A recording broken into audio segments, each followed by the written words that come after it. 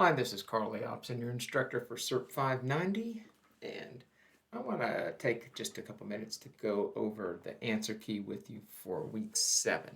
I know that some of you had questions about your own performance on that activity even after you checked the answer key. So I'm going to walk back through some of these pieces with you, just a couple of them, maybe give you some more insight and help you understand how most of you did really well on this. Let's start with level. So in the first column, level is the actual numbers were in the article that we used for this activity, the patrons safety seatbelt article.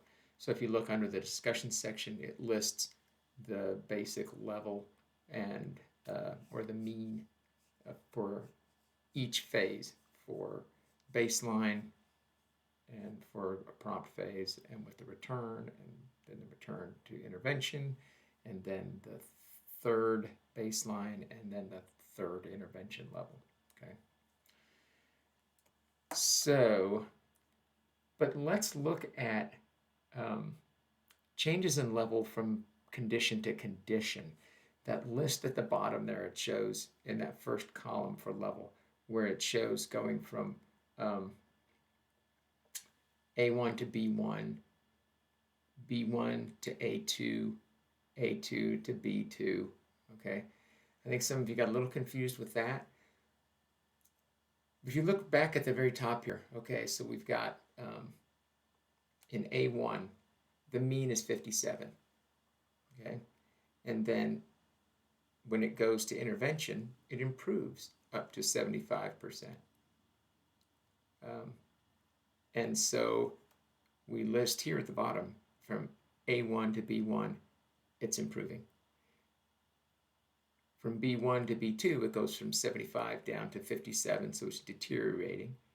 A2 to B2, 57 up to a 78 mean, so it's improving. B2 to A3, 78 down to 62, which is deteriorating, and A3 up to B3, it's 62 back up to 80, which is improving. Right? You know, in that respect, when you look at this study, there definitely, in terms of mean, there was always a change from baseline to intervention. And then you'd get that return back to lower baseline mean levels, right? But I know a lot of you looked at this study and you really questioned the stability of this data. I would too. So let's look at this second column, stability. Okay, and I am going to actually use this column. So I'm gonna talk to you about mean stability, or stability around the mean, and not necessarily stability from the trend. Okay, it's a little simpler to understand. Let's pull up really quickly the graph. So this whole notion of stability, it's something that you could just eyeball, right? So we could look at this first baseline here, and we could see that the data looks like it's pretty much all over the place. But how can you get just a rough actual number on that? Well, what has been suggested in this field, and certainly by our textbook authors, is this very general way of gauging stability, and that is that 80% of the data should be within 20% of the mean. It kind of means if you could draw a 20% envelope around the mean, would there be 80% of the data points falling within that, so that they don't stray any more than 20% from the mean? So I've put some little red lines on here, and we're going to try to move those into place. The mean in baseline here was 57. So if we're going to put a 20% envelope around that mean, we're going to go up 5.7 and down 5.7. 57, 10% of that above, 10% below. So let's first move.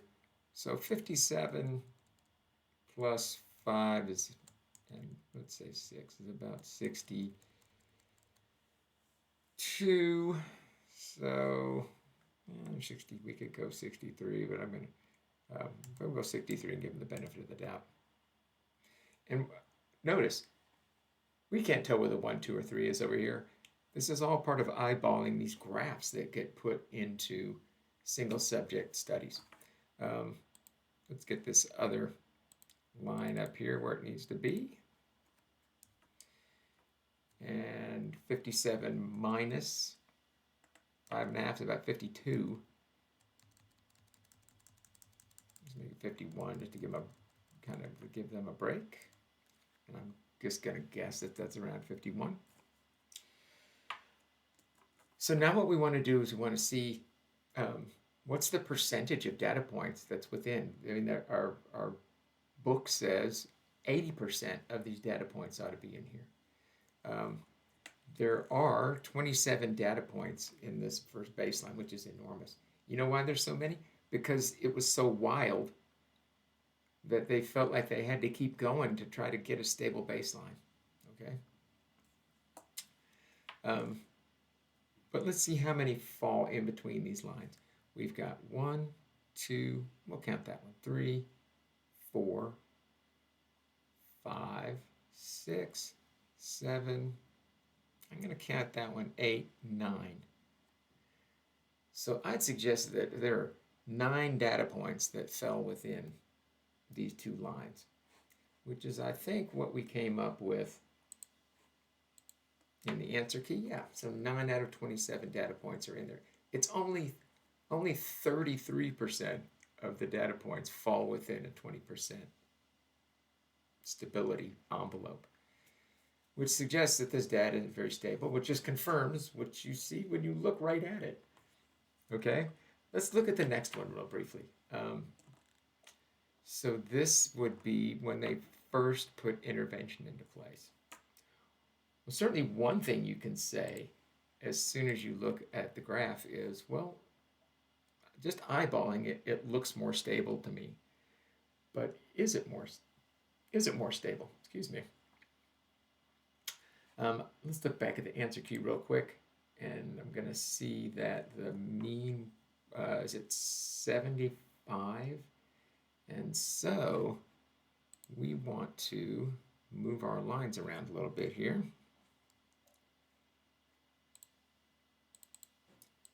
So remember, we're working with this prompt phase here. So 75 and 7.5, about 82. I'm going to, again, put that at about 82. And we're going to move this bottom line up.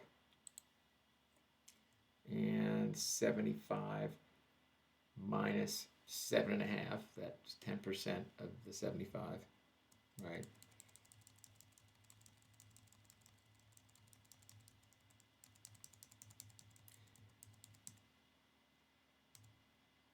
All right, that's 68. And you can see that there's 1, 2, 3 data points really fully within this envelope. I think that's also what we ended up getting in the answer key, so that for stability from the mean, so it's like 60% of data points in there. Still, it looks more stable, but it doesn't look as stable as might be, as maybe it should be, or could be. I think if you do that next one, where they return to baseline, you'll see that both of those data points fall within the 20% mean envelope, okay? If we were doing trend stability, we would want to draw a trend line in our data. Okay, so on the graph, we would want to draw a trend line here.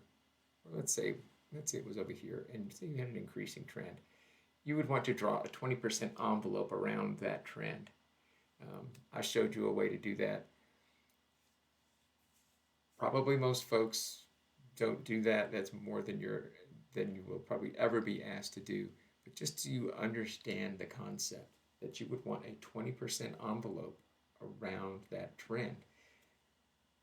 Since this data is supposed to be moving in a direction, that kind of makes sense. So you can do stability from the mean, you can do stability from the trend, but it's really overall just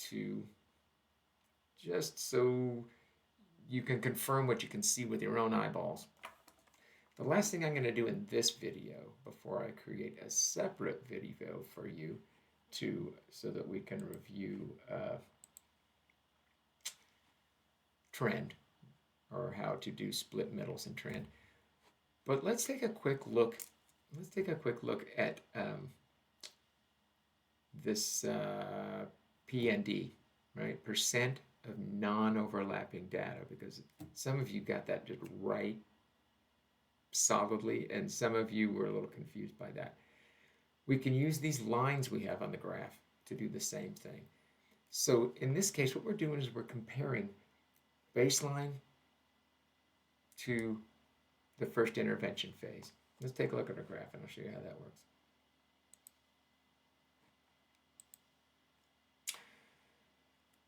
So really, with percent of non-overlapping data, let me get these lines out of the way first so they don't confuse us.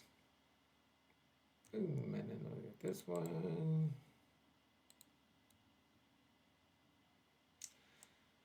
So here's what we're trying to say with percent of non-overlapping data is, as you move from baseline to the first intervention, how big of a change was there really?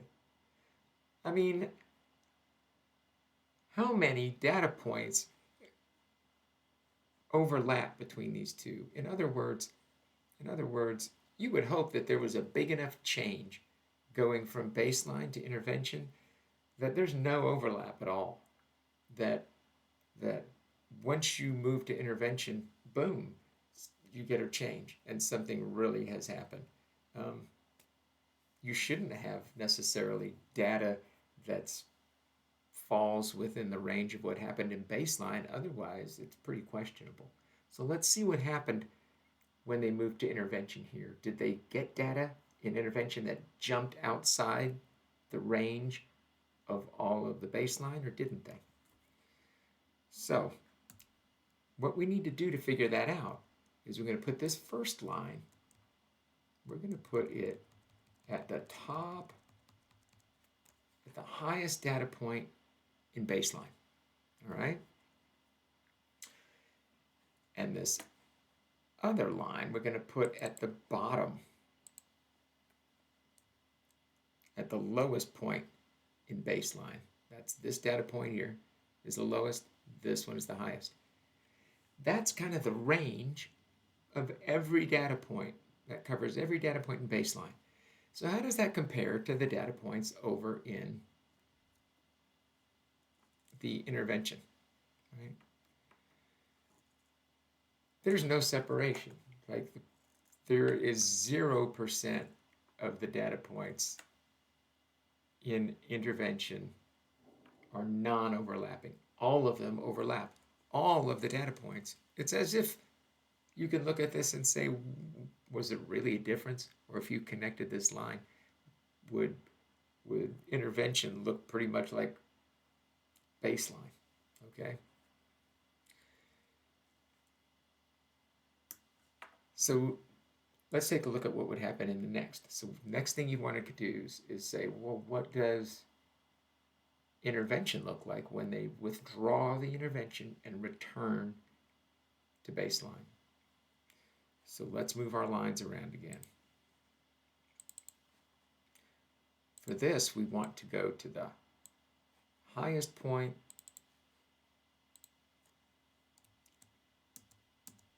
for intervention. in that first intervention phase. That's right here, that data point. And we'll move our lowest line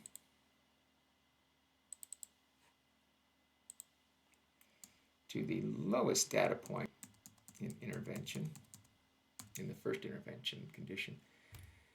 And let's compare it to what happens when they withdraw. So they're doing intervention and then they stop.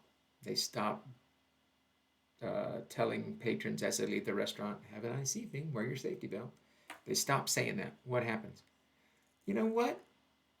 Looks like there really is a significant drop in the number of people who end up putting on their seat belts as they're leaving the parking lot. Because there's absolutely 100% of the data is non-overlapping. Okay, both of those data points do not fall within the range of this intervention phase. You can draw this out the same way for the rest of this study, but I hope those issues that we just talked about for the answer key, so the level and the level changes across conditions, and then stability from the mean, and percent non-overlapping data. I hope those make a little more sense. I'm going to do a separate video for you showing you about trend. All right? See you then.